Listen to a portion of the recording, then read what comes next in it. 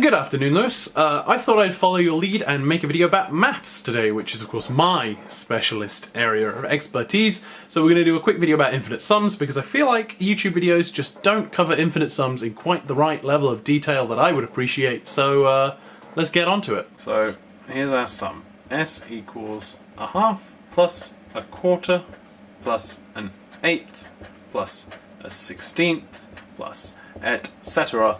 all the way off to infinity, and that is not in focus. There we go. Now it's in focus. So that's our sum, and this is equal to, just in what mathematicians call sigma notation, sum from k equals 1 to infinity, 1 over 2 to the power k, because these are all the powers of 2. 2 squared, 2 cubed, 2 to the 4, etc.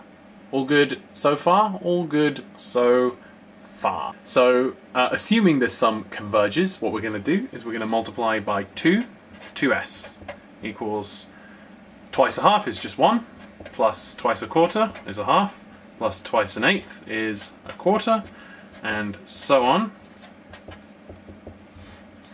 And you may recognize that this portion of the sum is identically equal to this. Look, we've got half, a quarter, an eighth, a 16th, and this sort of ...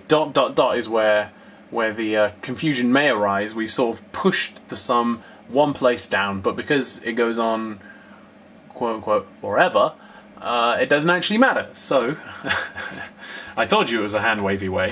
So what we get is 2s equals 1 plus s, which we can cancel down to s equals to 1. Alright, so to demonstrate this with a kind of a visual proof, what we're going to do is we're going to take this square and then we're going to portion off half of its area. I'm just going to do this sort of very roughly here. So we've got two halves. I mean, they're not completely half, but you know, let's just say they're halves, and then there you go. So we mark this one, this is a half, and then we're going to portion off a half of the remaining area, and a half of a half is a quarter, giving us 1/4 there. We take half the remaining area, we'll get an eighth. Right, and you're starting to see this is resembling our sum over there, and we're going to take another half, giving us a 16th, and you know, another half, and then I don't really need the raw anymore, another half, and a half, and a half, and a half, and a half, and a half, and a half.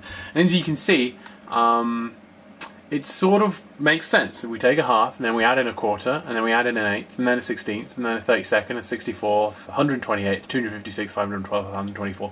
We just go down, and eventually, we're just going to get the area of the square, right?